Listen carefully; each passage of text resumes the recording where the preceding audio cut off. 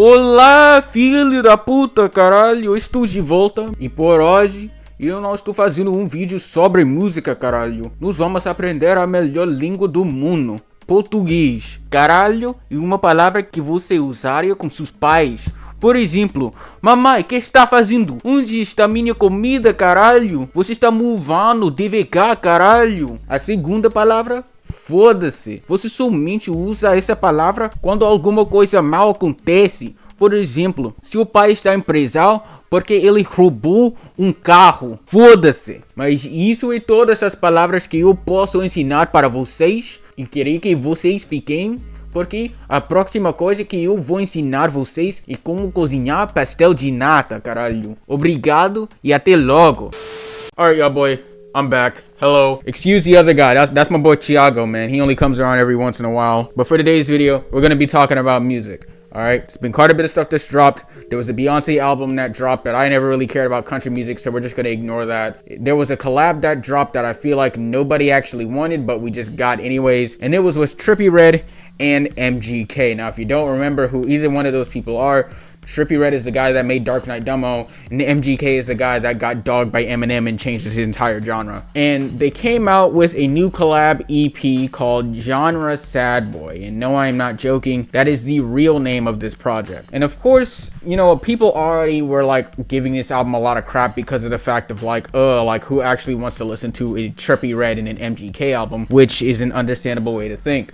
But there's also been like a lot of like drama and stuff like that also surrounding this album as well, because one of the producers, who goes by the name of Kaizen, he went on Twitter and essentially was like, yo, I can't believe I have placements on this album. I know it's gonna be a shit song. And of course, Trippie Redd followed that up by saying, yeah, well, congrats, buddy, you're not gonna be on the album. And then Kaizen followed that up by saying, oh, well, I already got paid by the label anyways, so like what are you gonna do? And Trippie was all like, well, then post the proof that you actually got paid. And all Kaizen did was just post up a screenshot, image, whatever the fuck, of I guess the entire thing, the entire moment on Twitter being scripted, saying, whoa guys, it's getting out of hand. And well, him not actually showing that he actually got prepaid by 10K Projects, which is Trippie Redd's label, by the way. And of course, Trippie Redd followed that up by saying that, well, this album was not licensed and distributed by 10K Projects, but instead by Interscope, so that doesn't even make any sense. Show some proof, in which all Kaizen did was just make some jokes and not actually show proof that he got paid beforehand, which kind of made a lot of people question,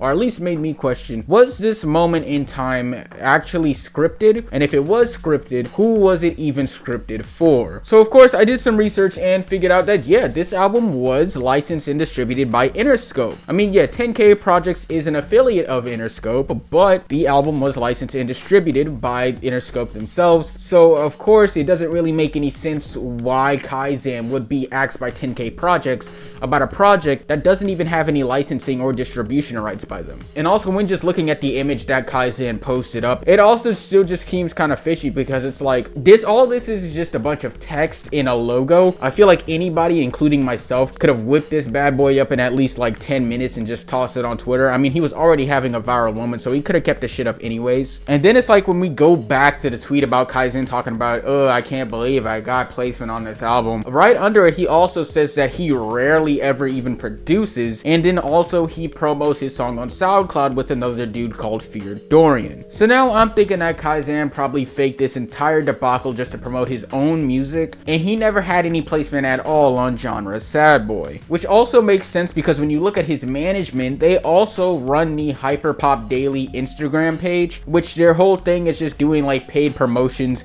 and basically being a low tier version of the Shade Room, which doesn't really say a lot because the Shade Room is just a low tier version of World Star, but whatever. And the other two artists that are managed by the same person also have no affiliation alongside Kaizen. All three of them have zero affiliation with 10K Projects, aside from Hyperpop Daily doing a couple of promotional posts, I guess. But aside from that, I mean, and when it comes to Twitter and just the whole concept of engagement bait growing and growing on the site now, I mean, it makes more sense to why somebody who already runs a pretty large Instagram page, who makes like their entire identity off of viral moments, would also use this opportunity with an album that's already negatively received to get one of their artists to kind of bite into the drama even more by just faking this whole thing of them being on the album just so they could call it shit and get more attention for themselves and their music on SoundCloud. But hey, I guess we'll never know unless this artist Kaizen actually shows the bank statements of them getting paid by 10K beforehand, because hey, this isn't the first time 10K has faked something, because I mean they did fake Ian Dior's entire backstory.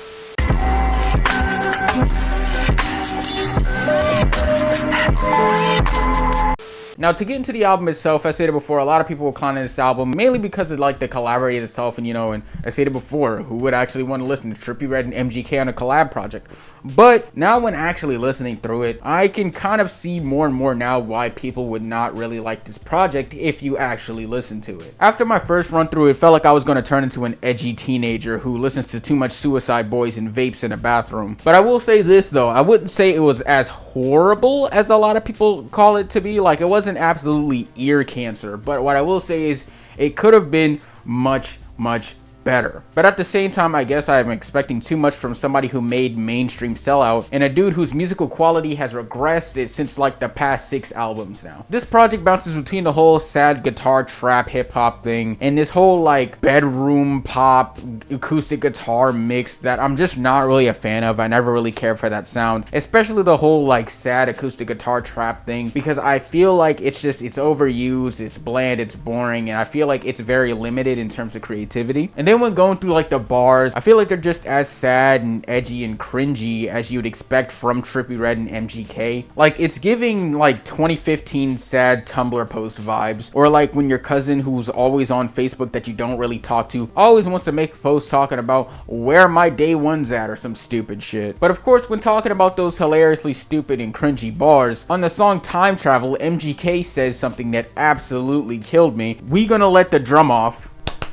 That's a drum roll. I can't believe that they thought that was a good idea. Or on the same song when Trippie Redd says "Shawty sucked the skin off my dick," which isn't like exactly as bad as what MGK said, but it still made me kind of cringe, like you didn't have to say that, you know? But at the end of the day, I guess this album did its job of being for the sad boys or whatever the fuck. I just feel like in terms of musical substance, this album set as low as a bar as people primarily expected it to set. And I mean, at the end of the day, I haven't listened to MGK in years, and I haven't listened to Trippie Redd since I left high school. So to see them come together to drop this project really puts into perspective why I stopped listening to them in the first place. But let me know what y'all think about the album. I'm gonna just be here trying to wash this thing out of my memory. I gotta go listen to Neguinho da Cacheta. You know what I'm saying? Happy April Fools. Next video is gonna be on me living life in Minas Gerais, alright? If you get carjacked and they tell you to drive into a lamppost or something solid to draw attention and to damage the car. If you get carjacked and they tell you to drive into a lamppost or something solid to draw attention and to damage the car.